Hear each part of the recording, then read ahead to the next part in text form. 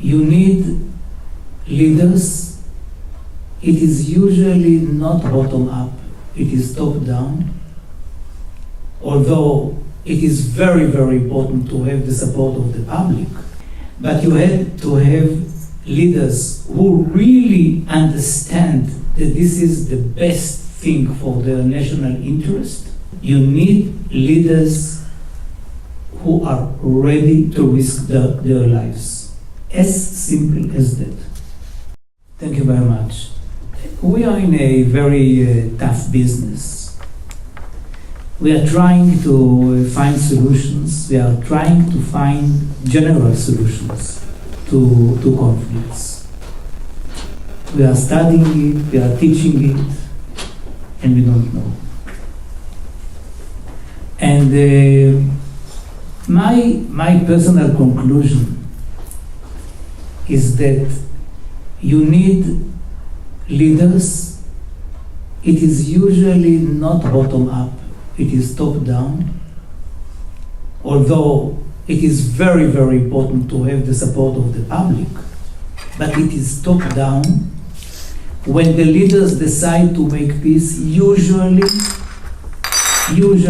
if not always, we have the special case of Cyprus after the UN resolution.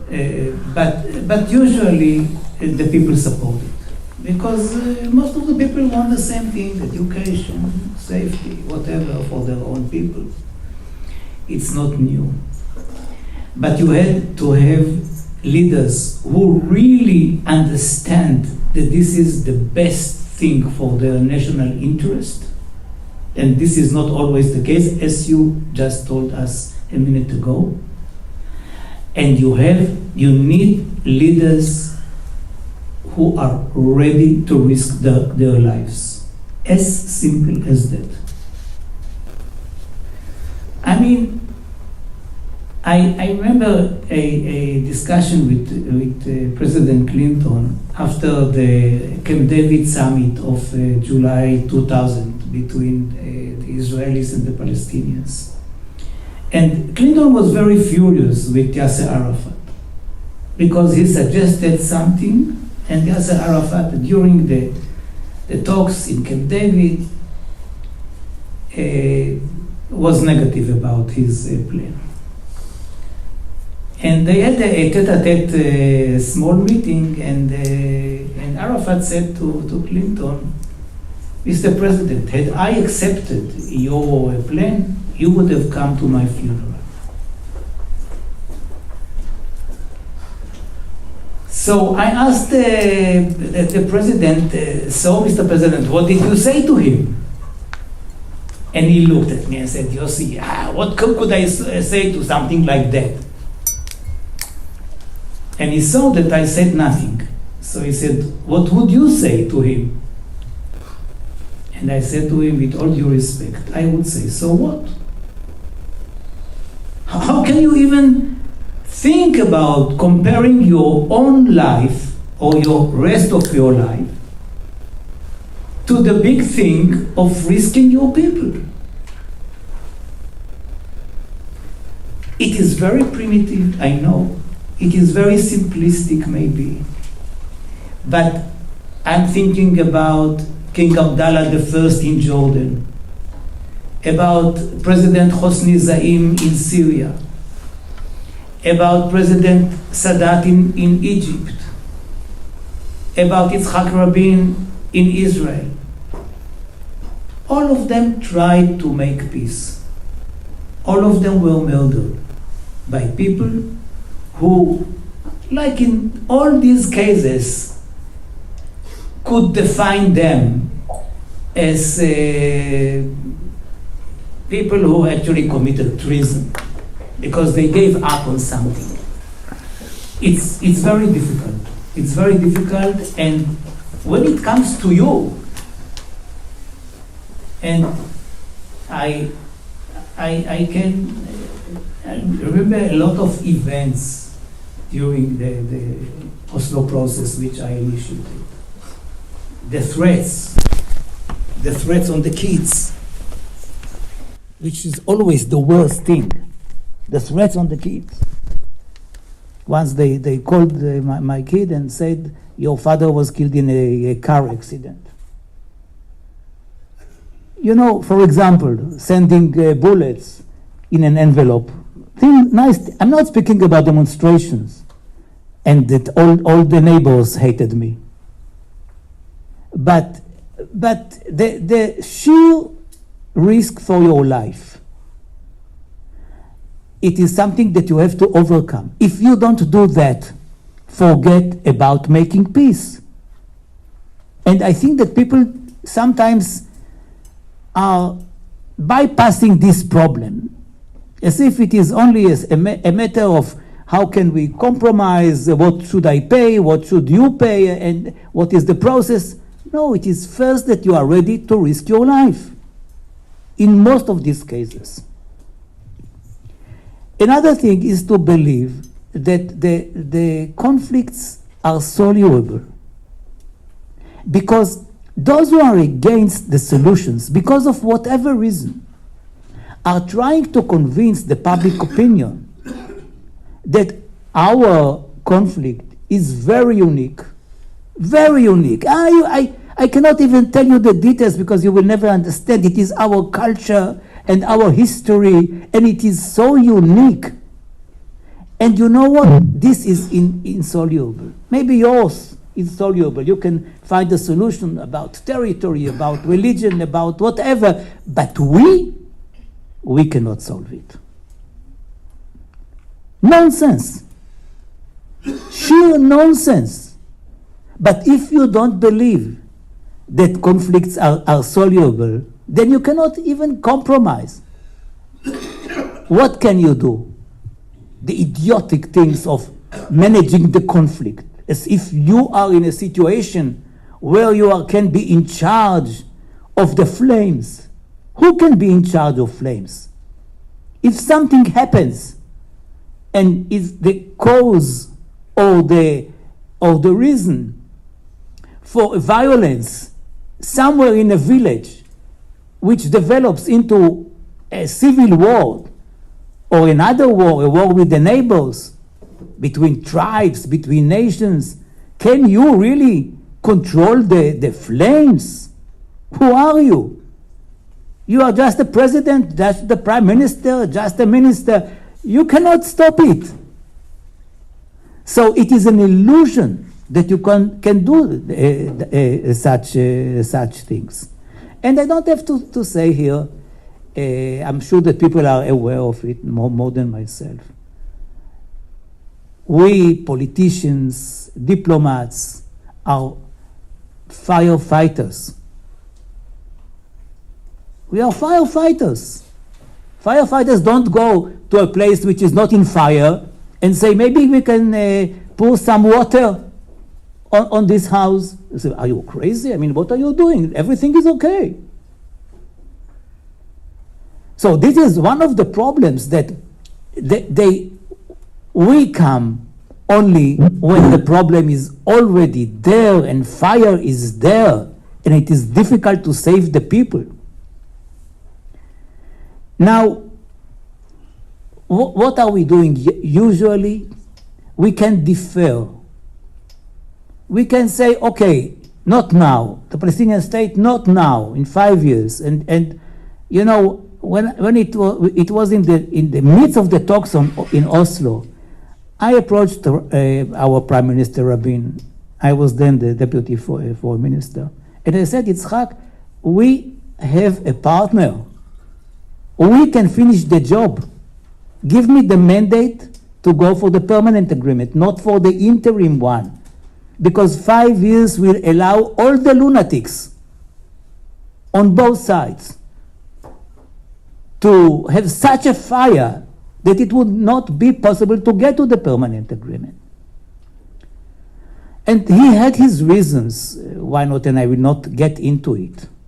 But I believe that one of the reasons in our conflict for not getting to the permanent agreement on May the 4th, 1999, which was the deadline to get to the permanent agreement, was that the 5 years were too long.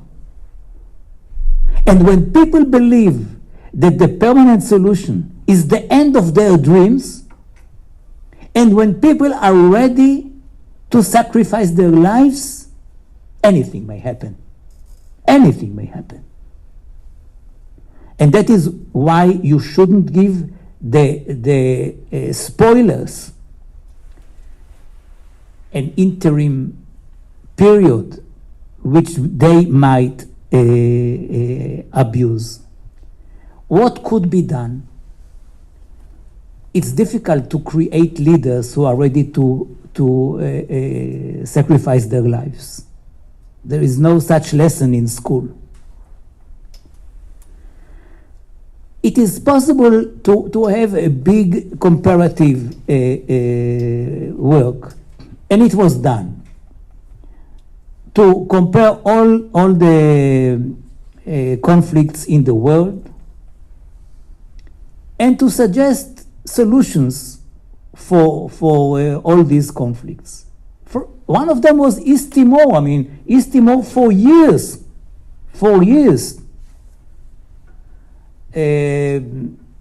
after what happened in Portugal, was insoluble until it was soluble. And I think that this is one of the options, to have a serious work on all the conflicts. I remember once I visited Boutros Ghali, the late Boutros Ghali, was a friend of mine, in his office, and he said, Yossi, I have now on my table 72 international conflicts. I think that now the number is bigger.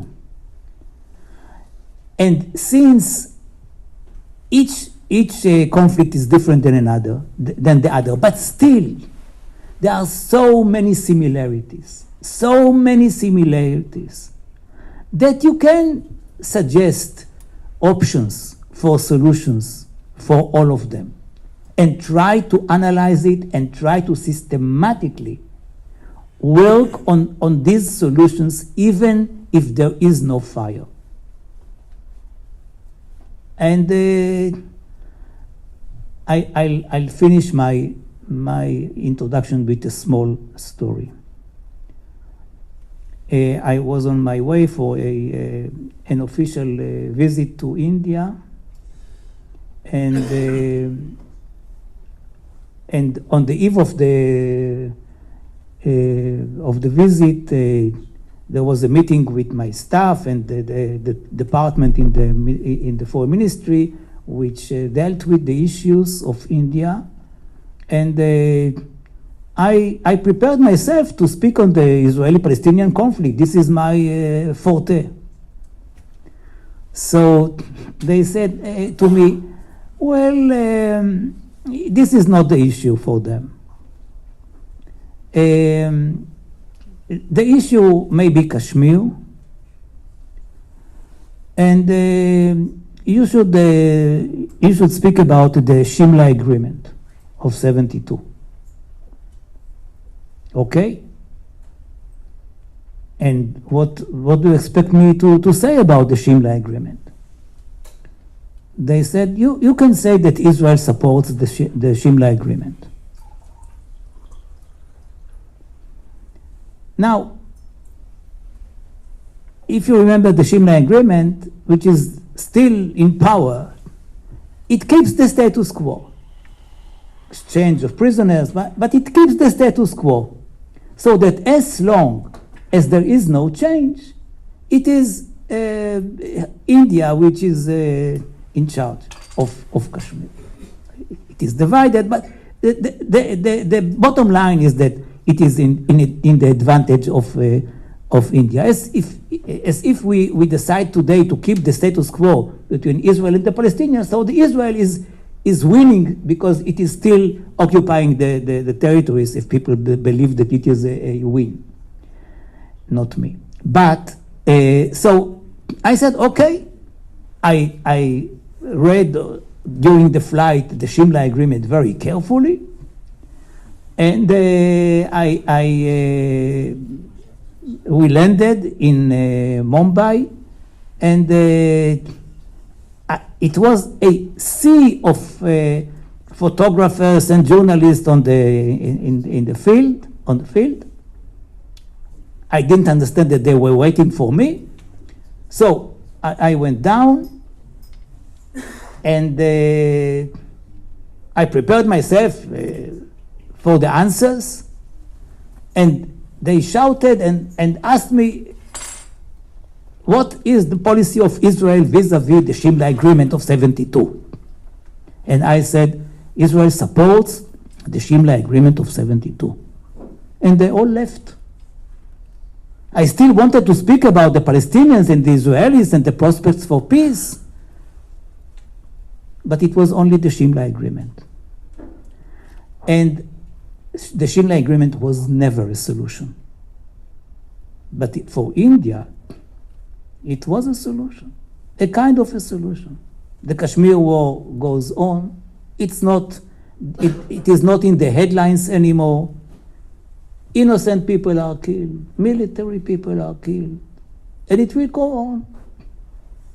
And my successors will go to India, and they will be told by the ministry that they should support the Shimla Agreement because the whole world should support the Shimla Agreement. And the journalist will come, interview them, and close the cameras.